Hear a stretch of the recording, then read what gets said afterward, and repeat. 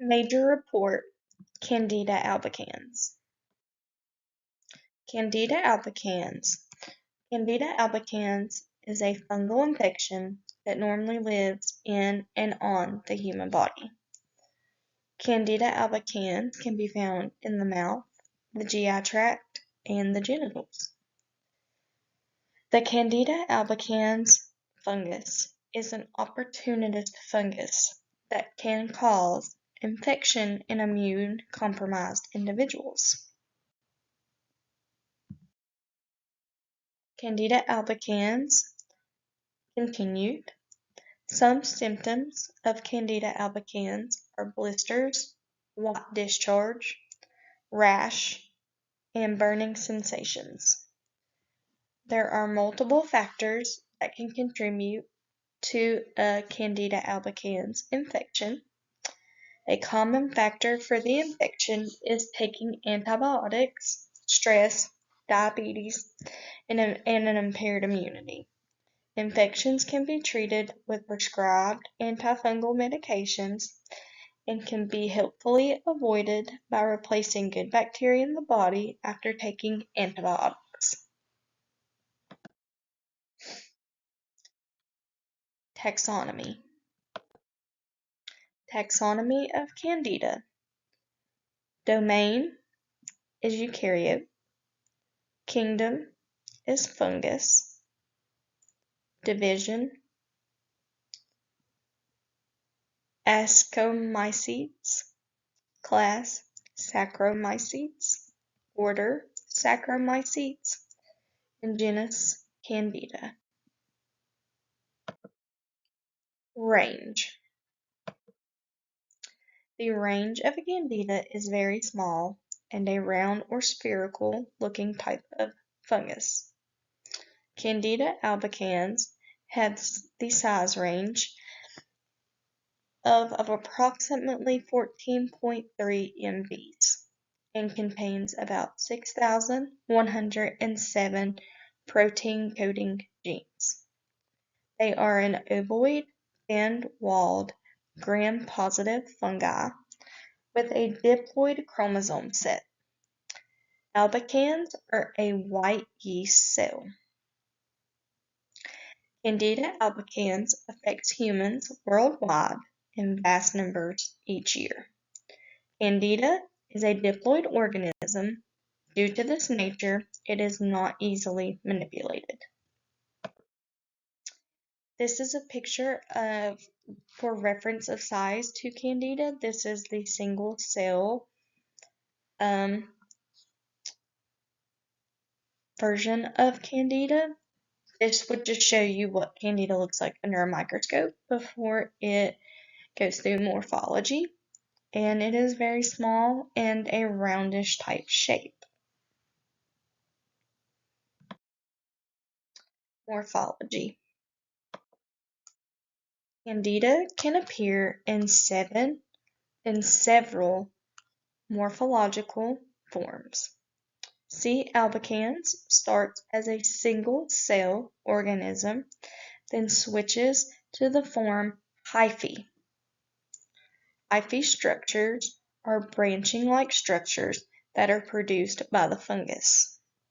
Some other forms include blastospores and pseudohyphae.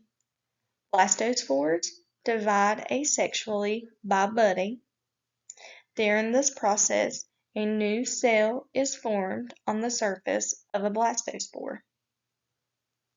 Elongated Candida cells are pseudohyphae. The opaque form is mostly used for mating. Candida albicans must take nutrients from the host to thrive and to maintain their life cycle.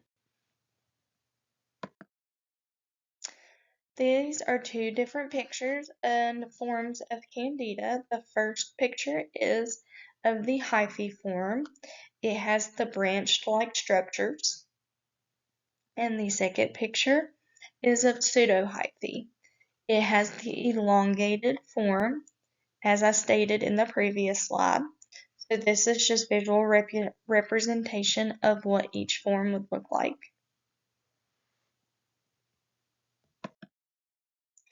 Pathogenicity.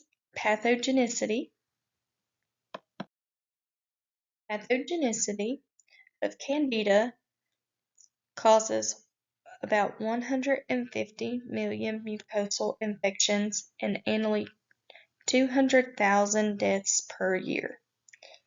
Biofilm formation is a major key in the pathogenicity of Candida albicans. Biofilms are a mixture of different morphological forms that invade a host and cause a high rate of mortality. Pathogenicity continued. Biofilms are formed through multiple consecutive phases. The first phase, the Candida albicans cell adhere to the substrate, causing a basal layer for the biofilm. The second phase is when the cells produce elongated filaments that cause hyphae. The third phase, or the maturation phase, is when the accumulation of extracellular polysaccharide matrix follows. The final phase is when non-adherent cells distribute, which lead to the inception of new biofilms. Biofilms can become resistant to medication in severe cases.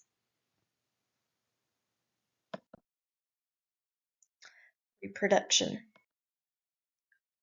Candida albicans reproduces and only mates in the opaque form. This form allows the fungus to expel distinct pheromones. Candida albicans can reproduce sexually or asexually, either hemothallic or heterothallic mating. Habitat requirements.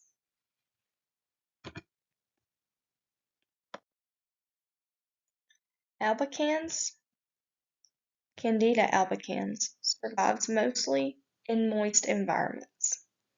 This would be why Candida albicans infections take place in mostly warm, moist areas of the body. Albicans survives poorly on dry surfaces. The primary habitat for Candida albicans is the digestive tract of males and warm-blooded animals.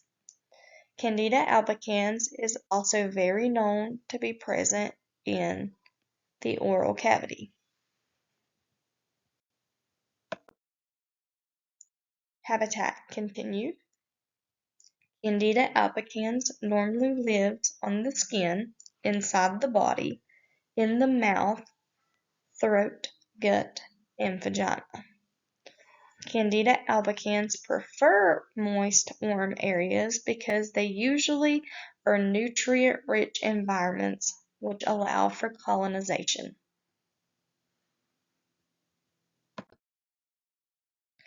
These are just two different pictures of thrush. The first one is what a common thrush infection would look like. You can see where the infection is localized to, which is the tongue, and it has that white film look over the tongue.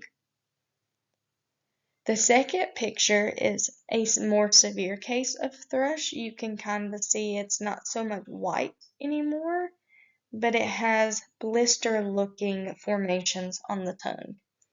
This would per se to me it is a more severe case, and this person has went a while without medical treatment or antifungal medications.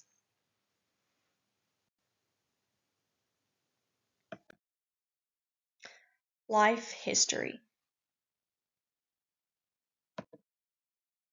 The life history of Candida albicans is very long and was identified by Hippocrates. Candida albicans has been known to us since 400 BC due to the studies by Hippocrates. Hippocrates studied the fungus when it was discovered in the oral cavity, and he named it thrush. It was no longer studied until the 19th century to identify different C. albicans strains. In 1847, a French mycologist gave C. albicans the name Odium albicans due to the white nature it gave when appearing in the oral cavity when somebody became infected with thrush.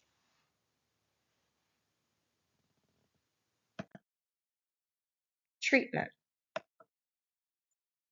Treatment for Candida albicans mostly includes the taking of an antifungal medication prescribed by a doctor. Diflucan, miconazole, and inconazole are common oral fungal medications. Nystatin is a common topical antifungal medication. These are given when needed to treat various types of Candida albicans infections.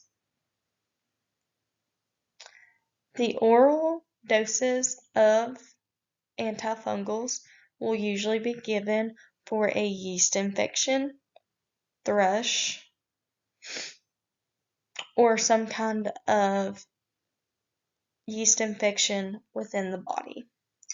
Nystatin is used for external infected areas, which could be prominent under the breasts in diabetics, or when children get a yeast diaper rash after taking antibiotics. Nystatin is good to be prescribed for those common things. Probiotics are a good and healthy way to replace good bacteria in the body when worrying about coming down with a Candida albicans infection. Yogurt is a great source of probiotics when needing to replace bacteria back into the body, and that will also limit and reduce chances of contracting a yeast infection caused by Candida albicans. They make oral probiotic supplements that can be taken. Yogurt with probiotics is very good. All of those things are great to do when taking antibiotics. Antibiotics strips your body of the good and harmful bacteria in the body, and probiotics will help replace the good, which will limit the colonization of Candida causing a yeast infection. Conclusion. Candida albicans is an extraordinary fungus that can comfortably live and mutually live with humans, but can also be your biggest disadvantage. The most common Candida albicans infections are oral infections, such as thrush or vaginal or genital yeast infections. Most mild infections can be treated with prescription antifungal medication, but once in the bloodstream are highly abundant in a weakened immune system, effects can be harsh or deadly.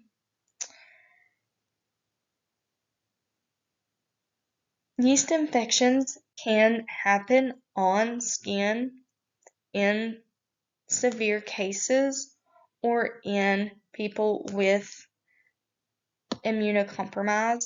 Diabetics are very likely to get yeast in moist external body parts, such as under the breasts. It's very common, or in your groin or in your armpits. Even though it may not seem like it's a very moist area, it becomes moist throughout the day, and if not cleaned and taken care of properly, yeast can grow in diabetics or very immunocompromised individuals.